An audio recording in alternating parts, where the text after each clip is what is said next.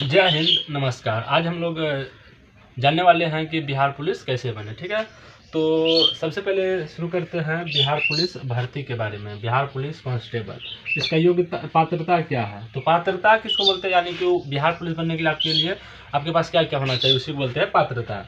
तो पहला 1 नंबर बोला गया भारतीय नागरिक हो। इसका मतलब क्या है कि मतलब आप भारत के किसी भी कोने से हैं तो यह फॉर्म को क्या कर सकते हैं, फिलअप कर सकते हैं। चाहे आप राजस्थान से हैं, उत्तर प्रदेश से हैं, झारखंड से हैं, पश्चिम बंगाल से है या और किसी भी राज्य से है, तो यह फॉर्म को आराम से भर सकते हैं। ठीक है। दूसरा है आपका शारीरिक मापदंड। शारीरिक मापदंड मतलब क्या होता है, आपका फिजिकल मतलब स्टैंडर्ड क्या होना चाहिए।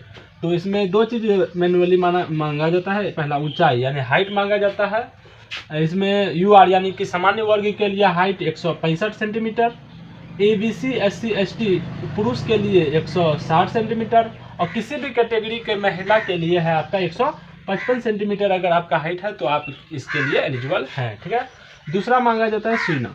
सीना मतलब चेस्ट को नापा जाता है। ठीक है। इसमें 81 to 86 है। ये किसके लिए है? सामान्य वर्ग और अत्यंत पिछड़ा वर्ग और BC। ठीक है, तीनों के लिए है। तो यहाँ पर 81 से 86 सेंटीमीटर क्या है, तो नॉर्मल में चेस्ट का चौड़ाई कितना होना चाहिए, 81 सेंटीमीटर। और उसको एक्सपेंशन करके यानी फुला करके चेस्ट का एक्सपेंशन कितना होना चाहिए, 5 सेंटीमीटर का एक्सपेंशन होना चाहिए, यानी 81 to 86 होना चाहिए। और SC ST पुरुष अभ्यर्थी के लिए 79 to 84 सेंटीमीटर होना चाहिए। इसमें महिलाओं का चेस्ट मेजरमेंट नहीं किया जाता है। ठीक है, तो ये हो गया आपका शारीरिक मापदंड।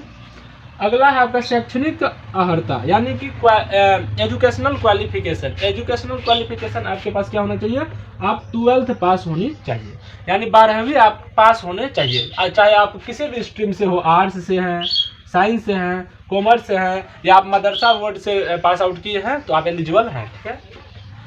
अगला है उम्र सीमा, यानी कि आपका उम्र कितना होना चाहिए, कम से कम आपका उम्र 18 साल होना चाहिए और अधिकतम 25 वर्ष होना चाहिए।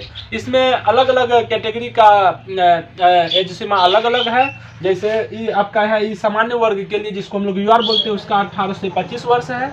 और उसी प्रकार EBC BC के लिए इसमें 2 वर्ष और एक्स्ट्रा मिल जाता है छूट, यानी 18 से 27 वर्ष हो जाएगा। इसी प्रकार SC ST के लिए आपका 18 से आपका 30 वर्ष हो जाता है महिलाओं के लिए। और अगर आप होम गार्ड में हैं तो आपको 5 वर्ष का एक्स्ट्रा एज रिलैक्सेशन मिलेगा, यानी कि अगर आपका उम्र 18 से 30 वर्ष है तो आप इसको फॉर्म फिलअप कर सकते हैं। अब जानने वाले हम लोग चयन प्रक्रिया के बारे में कि चयन कैसे होगा, कैसे हम बनेंगे।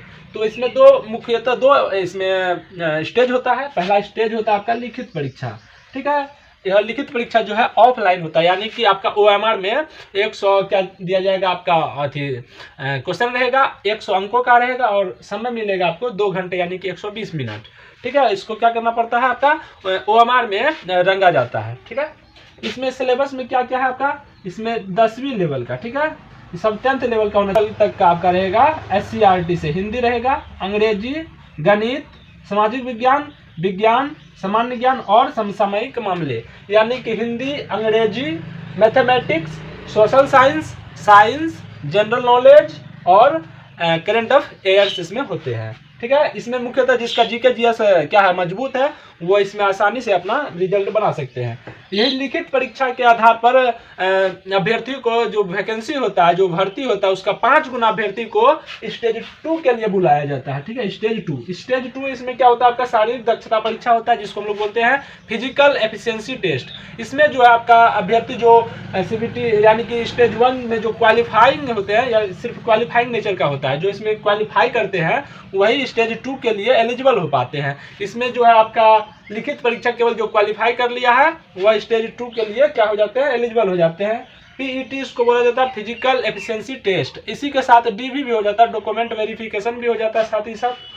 और इसमें जो है कुल जो वैकेंसी है उसका कितना गुना अभ्यर्थी को स्टेज 2 के लिए बुलाया जाता है, 5 गुना अभ्यर्थी को बुलाया जाता है। सपोज जैसे 10,000 अगर वैकेंसी है तो स्टेज 2 के लिए यानी PET के लिए 10 का 5 गुना 50 यानी 50,000 अभ्यर्थी जो है आपका शारीरिक दक्षता परीक्षा में शामिल होंगे। ठीक है, यह भी स्टेज 2 भी आपका पूरा फुल 100 मार्क्स का होता है, जिसमें 50 अंक दौड़ का होता है 25 अंक गोला फेंक का होता है और 25 अंक आपका ऊंची कूद का होता है। यानी रनिंग में 50 मार्क्स और गोला थ्रो में 25 मार्क्स और हाई जंप में आपका 25 मार्क्स मिलते हैं। इस प्रकार से आपका जो मेधा सूची जो है यही 100 अंक के फिजिकल यानी पीईटी के आधार पर आपका क्या होगा, मेधा सूची बनेगा। ठीक है, हम अभी इसी का इंतजार कर रहे हैं मेधा सूची का। ठीक है, आप लोग जानते होंगे कि मैं 19,838 में फिजिकल क्या है, पास आउट है।